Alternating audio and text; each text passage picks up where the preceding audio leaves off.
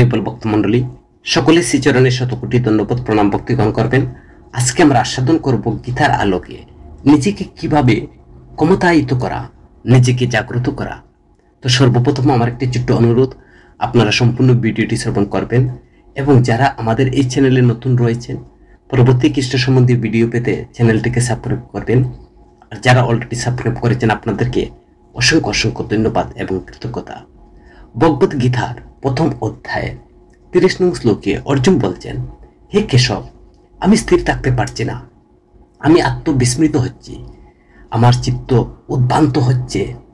হে কেশী দানব হন্তা শ্রীকৃষ্ণ, আমি অমঙ্গল লক্ষণসমূহ দর্শন করছি।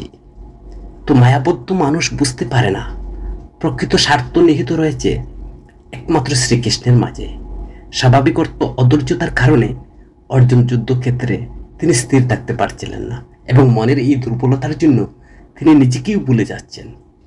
বস্তুগত জিনিসের প্রতি অত্যাধিক আসক্তি একজন মানুষকে অস্তিত্বের এবং বিভ্রান্তিকর অবস্থায় ফেলে দেয়।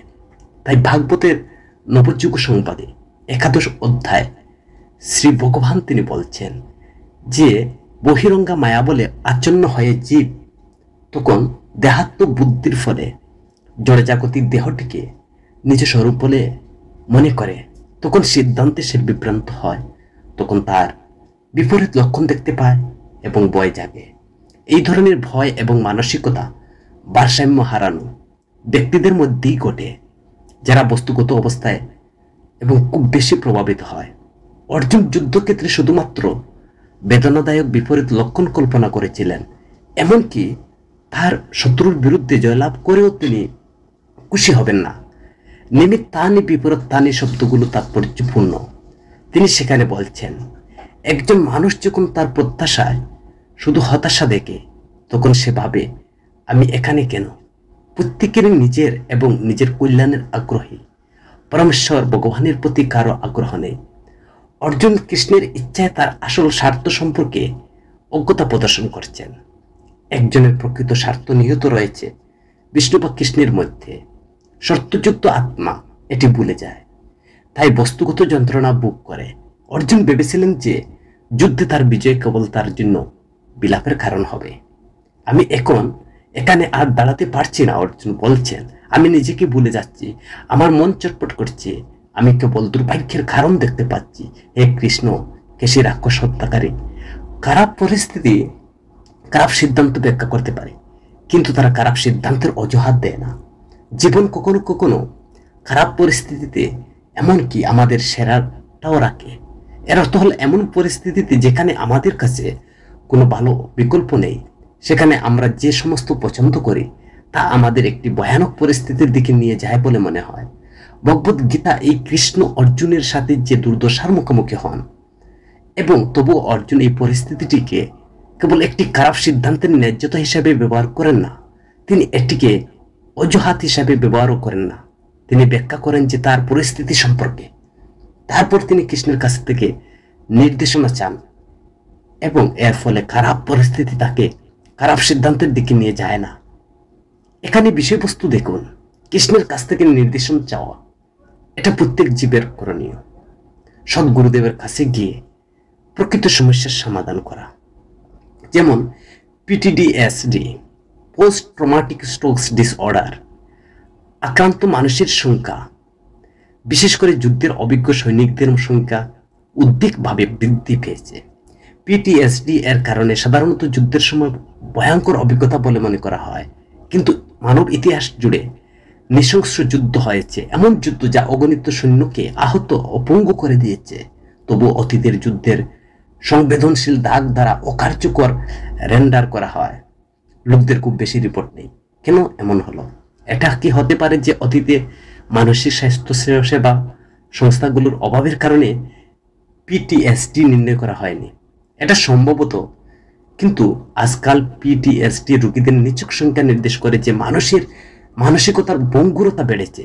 এই পরামর্শটি ট্রমা রোগীদের দুর্বল ইচ্ছা শক্তির লেবেল করার জন্য নয়, পিটিএসডি এর অন্যান্য কারণগুলো অন্বেষণ করার জন্য, আমাদের খোলার জন্য, বোঝানোর জন্য হয়েছে। আজকের বিশ্বের অর্থের অভাবের মতো কারণগুলো আমরা মানুষের একটি শক্তিশালী মানসিকতা বিকশিত করি, যখন আমরা অর্থের কাঠামোর মধ্যে কাজ করি যা আমাদের জীবনের উদ্দেশ্য নিয়ে আসে এবং এর ফলে সেই উদ্দেশ্য অনুসরণের সাহায্য করে বা সহ্য করা হয়, কষ্টের প্রতি সংবেদনশীল বৃদ্ধি করে। উদাহরণস্বরূপ বলা যাক, যখন লোকেরা তাদের দেশ রক্ষা করার জন্য যুদ্ধে লিপ্ত হয় তখন তার কর্মগুলো অর্থের কাঠামোর মধ্যে কাজ করে। তাদের দেশের প্রতি তাদের ভালোবাসা, যদি প্রত্যেকে তাদের দেশের প্রতি একই মাত্রায় ভালোবাসা নাও থাকতে পারে, প্রত্যেকে তাদের দেশের জন্য লড়াই করার যে সমান আভিজাত্যের সাথে কাজ করতে পারে না, তবুও তারা দেশপ্রেমিক দৃষ্টিভঙ্গি মানুষকে অর্থ এবং উদ্দেশ্য বোধ দেয়, যা কিছুটা হলেও তারা যা কিছু মুখোমুখি হয় তা অর্থবহ এবং এর ফলে সহনীয় করে তোলে। কিন্তু তরুণরা তাদের রাজনীতিক বা শাসকদের দ্বারা সুদূর দেশের শাসন পরিবর্তনের যুদ্ধে ঠেলে দিচ্ছে। এই ধরনের যুদ্ধগুলো তাদের জাতীয় নিরাপত্তার স্বার্থের রক্ষার জন্য নয়, সাময়িক শিল্প কমপ্লেক্সের স্বার্থকে আরো এগিয়ে নিয়ে যেতে লড়াই করা হয়।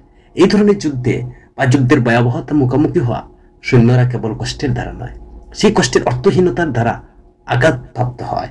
কেন আমাদের সহকর্মীকে মরতে হলো? এই মারামারি মানে কি? আমরা এখানে কেন? এই ধরনের প্রশ্নগুলো যখন উত্তর দেওয়া হয় না, তখন আমাদের আত্মার জন্য অনেক বেশি পঙ্গু হতে পারে, যতটা না আমাদের শরীরের ধারা টিকিয়ে রাখা পঙ্গু কত। প্রাসঙ্গিকভাবে এটা বলা যেতে পারে যে ভগবদ গীতার প্রথম অধ্যায়ের 26 থেকে 30 নং শ্লোকে শুরুতে অর্জুন পিটিএসডি এর সাথে সম্পর্কিত লক্ষণগুলোর মতো উপসর্গ প্রদর্শন করেছিলেন। আর এই প্রশ্নগুলো তিনি যা অনুভব করেছিলেন তাকে ফাকটোমাটিক, উত্তর আঘাতমূলক নয়, স্ট্রস ডিসঅর্ডার বলা যেতে পারে। কারণ যুদ্ধ শুরু হওয়ার আগে অর্জুনের যে অসহনীয় চাপ তিনি অনুভব করেছিলেন, একটি ভাতৃঘাতী যুদ্ধের মুখোমুখি হলেও তার রাজবংশের যত্ন নেওয়ার উপর কেন্দ্রীভূত অর্থের কাঠামো ভেঙে পড়ে, তাকে উদ্দেশ্যহীন এবং পক্ষাঘাতগ্রস্ত করে তোলে। তো সৌভাগ্যক্রমে গীতা তাকে একটি বৃহত্তর বিশ্ব দৃষ্টি প্রদান করেছে, যার মাধ্যমে তিনি সার্বজনীন অর্থ এবং ব্যক্তিগত উদ্দেশ্য উভয়ের উপলব্ধি খুঁজে পেয়েছেন। এর ফলে আগ্রাসনকারীদের বিরুদ্ধে যুদ্ধ করা কঠিন দায়িত্বের জন্য তার দৃঢ় সংকল্পকে শক্তিশালী করে, যারা তার আত্মীয় ছিল। যদিও গীতার জ্ঞান তার কষ্টকে দূর করেনি, এটি তার ট্রমাকে সরিয়ে দিয়েছে, তাকে তার কষ্টের অর্থ খুঁজে পেতে সক্ষম করেছে। গীতার জ্ঞান আমাদের সকলকে অর্থ এবং উদ্দেশ্য একই ঢাল দিয়ে সজ্জিত করতে প্রস্তুত, যাতে আমরা মানসিক আঘাত না পেয়ে জীবনের চাপ যন্ত্রণার মুখোমুখি হতে পারি। তাই তো অর্জুন তিনি বলছেন, আমি এখন এখানে দাঁড়াতে পারছি না, আমি নিজেকে ভুলে যাচ্ছি, নিজের যে স্মৃতি জ্ঞান সম্পূর্ণ আমি হারিয়ে যাচ্ছে, আমি মোহাচ্ছন্ন হচ্ছি, আমার মন চটপট করছে, আমার মনে স্বস্তি পাচ্ছি না, আমি কেবল দুর্ভাগ্যের কারণ দেখছি। হে কৃষ্ণ, আমাকে সৎ উপদেশ প্রদান করো। ভগবদ গীতার প্রথম অধ্যায় প্রায় অর্জুন বিষাদ যুগ নামে শিরোনাম করা হয়েছে, যার অর্থ আধ্যাত্মিক সংযোগ, যা অর্জুনের হতাশা অর্জুন বিষাদ যুগ দ্বারা উৎপাদিত হয়েছে। হতাশা কিভাবে একটি আধ্যাত্মিক সংযোগকে অনুপ্রাণিত করতে পারে বোঝার জন্য গীতার প্রথম অধ্যায়ের বিষয়বস্তু বিবেচনা করা যাক। অর্জুন যখন সেই যুদ্ধে লড়তে চলেছেন, যার জন্য তিনি সারা জীবন প্রশিক্ষণ দিয়েছিলেন, তখন তিনি অনুভব করেছিলেন যে যুদ্ধের খরচ তার পুরস্কারকে ছাড়িয়ে গেছে। এই চিন্তা তাকে দিশাহারা, পক্ষাঘাতগ্রস্ত করে। যখন তিনি বুঝতে পারলেন যে তার কোনো যুক্তি তাকে সামনে সম্ভাব্য পথ দেখায়নি, তখন তিনি আধ্যাত্মিক জ্ঞানের সন্ধান করেছিলেন, বশীভূতভাবে, আন্তরিকভাবে, জরুরিভাবে। এইভাবে গীতার কথিত হয়েছে, যা তাকে অন্তর্দৃষ্টি চূড়ান্ত বাস্তবতার সাথে তার ব্যক্তিগত আধ্যাত্মিক সংযোগ অনুশীলন দিয়ে সজ্জিত করেছিল। অর্জুনের ক্ষেত্রে যা প্রযোজ্য তা আমাদের সকলের ক্ষেত্রেও প্রযোজ্য। বিষণ্ণতা আমাদের একটি শক্তিশালী, এমনকি বেদনাদায়ক বস্তুগত জিনিসগুলো বাইরে কিছু অন্বেষণ করার জন্য প্রদত্ত করতে পারে, যা সাধারণ আমাদের চেতনাকে গ্রাস করে দেয়। কেন? আমরা যেমন একটি পুণ্যের প্রয়োজন, কারণ পৃথিবীতে বাহ্যিকভাবে আমাদেরকে অনেক জাগরিত জিনিস দিয়ে আকৃষ্ট করে এবং আমাদের মন অভ্যন্তরীণভাবে আমাদেরকে একই জিনিসের দিকে ঠেলে দেয়। এই দ্বিগুণ চাপ সাধারণত অপ্রতিরোধ্য। যাই হোক, যখন আমরা পার্থিব জিনিসের পিছনে ছুটেছি, মাঝে মাঝে আমাদের উপর একটা বিশাল বিপর্যয় ঘটে, আমরা হতাশা বোধ করি। আমাদের জীবনের জন্য আমরা যে পথটি নির্ধারণ করি তা একটি মৃত শেষ বলে মনে করা হয়, আর এইরকম সময় আমাদের আশা জাগিয়ে রাখে। গীতার প্রথম অধ্যায়ে দেখা যায় যে আমাদের নেতিবাচকতা ডুবে থাকতে হয় না, আমরা সেই হতাশাকে ব্যবহার করতে পারি অন্য কিছু অন্বেষণের জন্য, আমাদের উদ্দীপিত করতে, অর্থপূর্ণ কিছু এমন কিছু যা আমাদের আত্মার সাথে অনুপ্রাণিত বা অনুরিত হয়। আমি যখন বলছেন অর্জুন আমি দাঁড়াতে পারছি না, আমি মোহাচ্ছন্ন হচ্ছি, আমি অমঙ্গল সূচক দেখছি, এই যে অর্জুনের হতাশা আমাদের পক্ষাঘাতগ্রস্ত হতে দেবে না। এটি আমাদের আধ্যাত্মিক সংযোগ বিকাশের জন্য আমাদের উদ্দীপিত করে। কেউ যদি অস্বস্তিকর হয় তাহলে একজন অকপট শুভাকাঙ্ক্ষী তাকে পরামর্শ প্রদান দিতে পারে বা পরামর্শ করতে পারে, বড় হও। এর মানে কি? এটি শারীরিক বৃদ্ধিকে বোঝায় না, বরং মানসিক বৃদ্ধিকে বোঝায়, যার ফলে জীবনের পরিস্থিতির সাথে নিজেকে আবেগগুলোকে পরিচালনা করার ক্ষমতাকে বোঝায়। নিজের সেই আবেগগুলোকে আপনার পরিস্থিতির উপর নির্ভর করে ব্যবহার করা। ছোট বাচ্চারা যখন কোনো অপ্রীতিকর পরিস্থিতির মুখোমুখি হয় তখন তাদের ডিফল্ট প্রতিক্রিয়া আবেগ চালিত হয়, তারা কেবল কাঁদতে শুরু করে। উদাহরণস্বরূপ, যখন তারা ক্ষুধার্ত বা তৃষ্ণার্ত হয় তখন তারা কাঁদে, আর তাদের বাবা মা তাদের চাহিদা মেটাতে ছুটে যান। তারা শুধু তাদের চাহিদা নয়, কিন্তু তাদের আকাঙ্ক্ষাগুলো পূরণ করার জন্য কাঁদতে পারে। যদি তারা তাদের কাঙ্ক্ষিত খেলনা না পায় তবে তারা এটি না পাওয়ার পর্যন্ত কেঁপে যেতে পারে। তারা বড় হওয়ার সাথে সাথে যখন জিনিসগুলো তাদের পথে না যায় তখন তাদের আবেগগুলো আরো ভালোভাবে পরিচালনা করবে বলে আশা করা হয়। তো জিনিসগুলো যখন কখনো এমনকি প্রায় আমাদের পথে যায় না, যখন আমরা জৈবিকভাবে বড় হই, জীবনের কঠোর বাস্তবতার মুখোমুখি হয়, আমরা দেখতে পারি যে আমাদের অনেক ইচ্ছা পূরণ করা যায় না, এমনকি আমাদের কিছু চাহিদা কখনো কখনো অপূর্ণ থেকে যায়।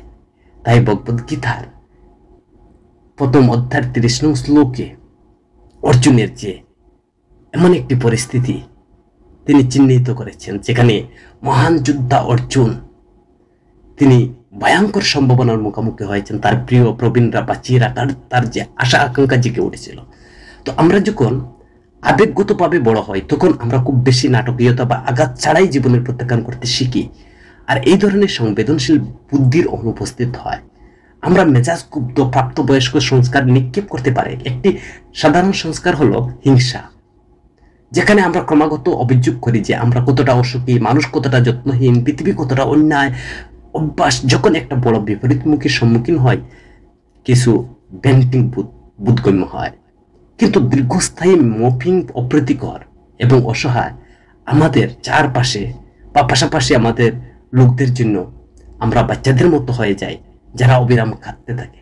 তো আমরা অভ্যন্তরীণ এবং বাহ্যিক দুঃখ ছড়িয়ে দেওয়ার ছাড়া আর কিছুই করি না। তাই একমাত্র উপায় হলো বড় হও, তোমার বুদ্ধিকে বড় বানাও। বড় হওয়া মানে যে শারীরিক বড় না, আপনার বুদ্ধি, আপনার বিবেক, আপনার পরিস্থিতিকে ক্ষমতায়িত করো, নিজেকে জাগ্রত করো। যে কোনো পরিস্থিতির সাথে আবেগ প্রবণতা না হয়ে পরিস্থিতির মূল প্রধান যে উদ্দেশ্য সেখান থেকে বিভ্রান্ত থেকে বেরিয়ে আসা এবং সদ্গুরুর উপদেশে আমাদের যে আবেগ প্রণীত সেই বস্তুটিকে জাগ্রত করা, যার ফলে আমাদের সেই ক্ষমতায়িত শক্তিকে বৃদ্ধি করতে পারে। তো আমরা এইভাবে আমাদের জীবনের সামনে গীতার যে অমর বাণী ভগবদ গীতার যে প্রথম অধ্যায়ের 30 নং শ্লোক, আমি এখন আর দাঁড়াতে পারছি না, আমি নিজেকে ভুলে যাচ্ছি, আমি চটপট করছি, এই যে অর্জুনের ভাষ্য, অর্জুনের কথা, এই কথা থেকে আমাদের যে শক্তি আমাদেরকে খুঁজে বের করতে হবে। এইভাবে যখন আমরা বুঝতে পারি যে আমাদের কিসের এত মূল্য দিই, তখন অন্তর্নিহিত যে সমস্যাটি সমাধান করার উপযুক্ত উপায় খুঁজে পেতে পারি। যদিও জীবন ক্ষেত্রটি নিজেকে গুরুত্বপূর্ণ হয়, তাহলে আমরা সেই পথটি অনুসরণ করার অন্য উপায় খুঁজতে পারি। গুরুত্বপূর্ণ হলো তাহলে আমরা সেই পথের অনুসরণ করা এবং তার উপায় খোঁজা। যদি একটি সম্পর্ক মূল সমস্যা হয়, আমরা সেই সম্পর্কে বিনিয়োগ করার অন্য উপায় খুঁজতে পারি। যদি আমাদের আত্মমর্যাদা ঝুঁকিতে থাকে, তাহলে আমরা সার্থক কিছু করার জন্য উপায় খুঁজতে পারি। এই ধরনের সুনির্দিষ্ট বাইরে আমরা মূলত খারাপ এবং আমাদের যে মূল আধ্যাত্মিক চাহিদাগুলো কি তা বোঝার জন্য আমাদেরকে গভীরভাবে যেতে পারে। ভগবদ গীতার শুরু অর্জুনের আবেগ দ্বারা আবৃত করে, যা হতাশা করে।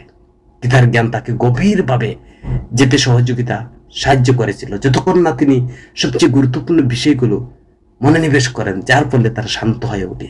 তো নেতিবাচক যে আবেগগুলো রয়েছে, আমাদেরকে সেই আবেগগুলোকে গুরুত্বপূর্ণ সেই সম্পর্কের সাথে তথ্যের উৎস হিসেবে দেখুন, আর সেই আবেগগুলো আমাদের ইতিবাচক জীবনের পরিবর্তনের দিক নির্দেশ করেন। অর্জুন এইভাবে যুদ্ধক্ষেত্রের কথা বলে তার ধনুক তীরগুলো এক পাশে ফেলে তিনি রথে বসে রইলেন। তার মন শোকাচ্ছন্ন হয়েছিল। কেউ যদি অস্বস্তিকর হয় তাহলে একজন অকপট শুভাকাঙ্ক্ষী তার পরামর্শ দিতে পারে, বলা হোক এর মানে। তো আমাদেরকে সেইভাবে অপ্রীতিকরকে এড়িয়ে চলতে হবে। কিভাবে আমরা দূরে চলে যাওয়ার বা পালিয়ে যাওয়া এই চরমগুলো এড়াতে পারি, আমাদের জন্য গুরুত্বপূর্ণ বিষয়গুলো সম্পর্কে তথ্য উৎস হিসাবে নেতিবাচক আবেগের কাছে যাওয়ার মাধ্যমে ধরুন আমরা হতাশা অনুভব করি কারণ আমরা কিছু চেষ্টা করি বা ব্যর্থ হয়েছি, আমরা নিজেকে জিজ্ঞাসা করার মাধ্যমে সেই আবেগটি অন্বেষণ করতে পারি, কেন আমি এই বিপত্তির জন্য এত দৃঢ়তাভাবে অনুভব করি? এই জীবন ক্ষেত্রটি কি আমার গুরুত্বপূর্ণ, নাকি এটি গুরুত্বপূর্ণ কারণ এই ধাক্কা আমাকে প্রিয়জনের কাছে প্রতিশ্রুতি পূরণ করতে অক্ষম করে দেবে, নাকি এটা গুরুত্বপূর্ণ কারণ এই ব্যর্থতা আমার ভয়কে আরো শক্তিশালী করে যে আমি অযোগ্য। তো এইভাবে আমাদেরকে মূল্য বুঝতে হবে। আমরা যখন আমাদের মূল্য বুঝবো, অনুগ্রহ করে আমাদের যে সেই জীবনের যে বিভ্রান্তিকর পরিস্থিতি থেকে আমাদেরকে কঠোরভাবে আবেগ প্রবণতা হতে, আমরা যা দেখি তার চেয়ে আমরা যা দেখি না তার অনেক বেশি গুরুত্ব হতে পারে। শুধুমাত্র চোখের উপর নির্ভর করবেন না, পাশে এটি আইনকে বিভ্রান্ত করবে। মনোযোগ সহকারে চিন্তা করা এবং স্মৃতি থেকে মুছে গেল যখন কেবল চোখের উপর গুনতে শুরু করলো। আমরা যদি আমাদের চোখের উপর অতিরিক্ত নির্ভর করি তবে আমরা সবাই বিভ্রান্তি পড়তে পারি। আমাদের অন্তর ইন্দ্রিয় থেকে আধ্যাত্মিকভাবে আমাদেরকে জাগ্রত হতে হবে। যুদ্ধকে অনিবার্য এমনকি অপরিহার্য করে তুলেছে। তিনি জানতেন না পাণ্ডবরা তাদের শুভাকাঙ্ক্ষীর সাথে মহাভারতের পূর্ববর্তী যে উদ্বেগ পর্ব বর্ণিত হয়েছে, যুদ্ধের ভালো মন্দ নিয়ে চিন্তা ভাবনা করেছিলেন। যথাযথ আলোচনার পর তারা সিদ্ধান্ত উপনীত হয়েছিল যে যুদ্ধের খরচের অনেক বেশি হলেও যুদ্ধ না করা শেষ পর্যন্ত খরচের দ্বারা বামন হয়ে যাবে। তো আমাদেরকে এইভাবে আমাদের যে আন্তরিকভাবে আমাদেরকে স্ট্রংলি ভাবে সামনে এগিয়ে যেতে, আমাদের শক্তিকে কমায়িত করা, যে কোনো পরিস্থিতির মাধ্যমে আমাদেরকে আবেগ প্রবণতার মধ্যে পরিস্থিতিকে সামাল দেওয়া এবং ভগবানের কাছে শরণাগতি লাভ করে আমরা তার উত্তর সন্ধান করবো। হরে কৃষ্ণ।